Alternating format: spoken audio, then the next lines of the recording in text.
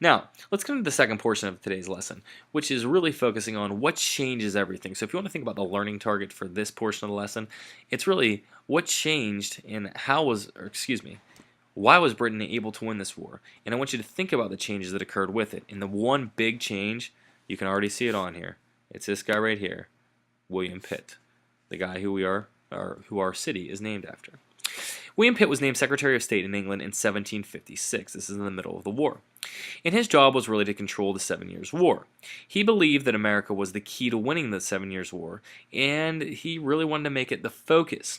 The thing that he does that's really effective is that he had very little patience for ineffective leaders in the military. So if a leader was not doing well, let's say a general's not doing well, he's going to make a change. He's not going to leave them in forever and ever and ever until it's, all said and done, we've lost really badly.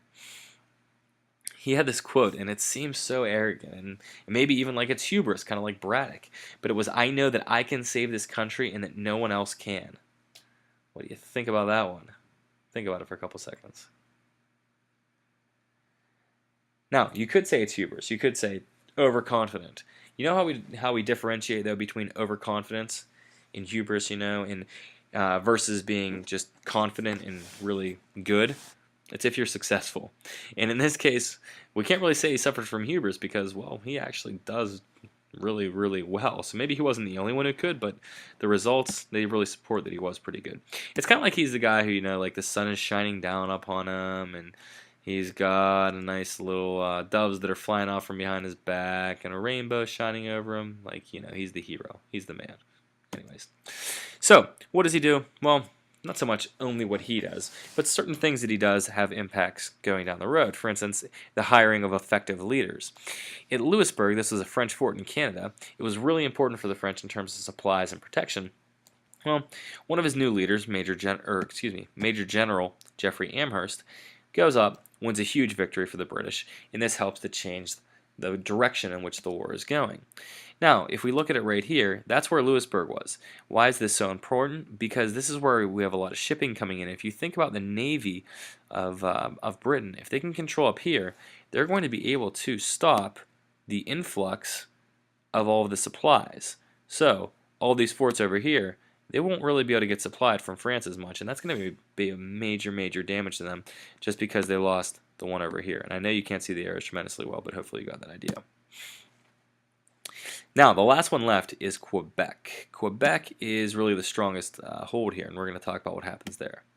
Now, the Iroquois were the one major Native American group that everybody wanted to get on their side. The French obviously did not, and the British are trying to. So William Pitt decided, let's make some more deals with the Iroquois, see if we can get them to, support us now. He decided, okay, let's try to do it from the economic standpoint. He said, okay, let's start charging the lower trade prices for goods.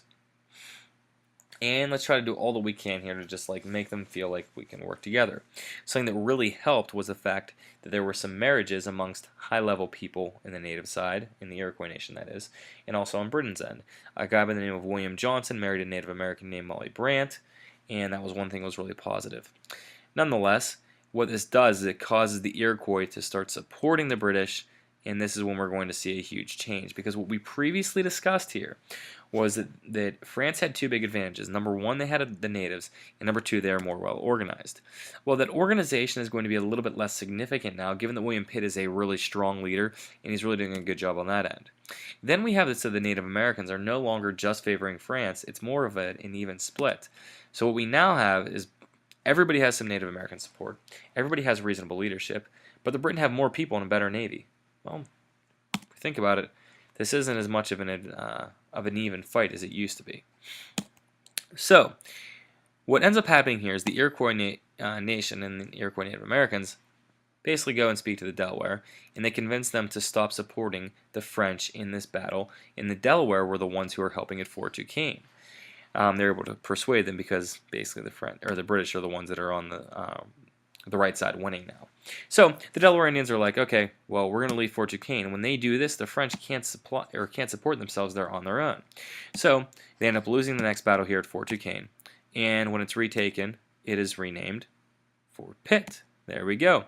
So now we have Britain dominating, taking control. It's just a matter of time until they can end the war, and that will come at Quebec.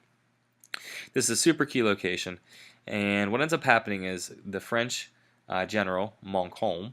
You guys like my French accent, you know it.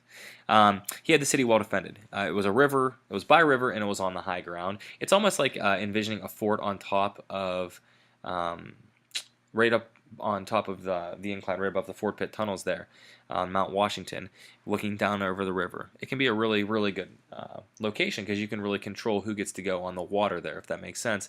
Plus, it's hard to get up to the top of the hill. So, nonetheless, he had the city well defended, and he didn't really have a lot of soldiers there because the natural protection and the natural borders actually made it pretty easy to protect. Well, the general for the British on this side, named General Wolfe, he had his soldiers move up the steep hills in the middle of the night. And when Montcalm woke up the next morning, there were 4,000 British that were just about to attack. I would say that's not what I would want to wake up to. The French fought very hard, but they ended up losing. Okay, and both generals actually die, Wolfe and Montcalm.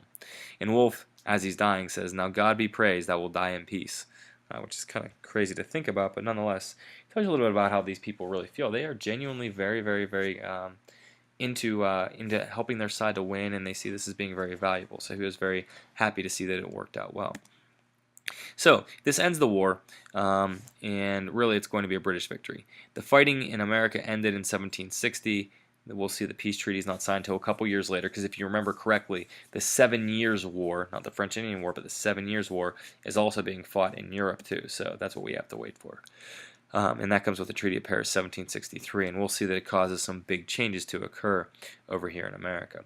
So that is that here. I hope that you've been able to tell about how William Pitt played a super significant role. There are a couple mental sweat questions on William Pitt that you need to answer that are at the bottom of your note guide. So make sure you answer those and take the quiz as well. All right, good luck with that.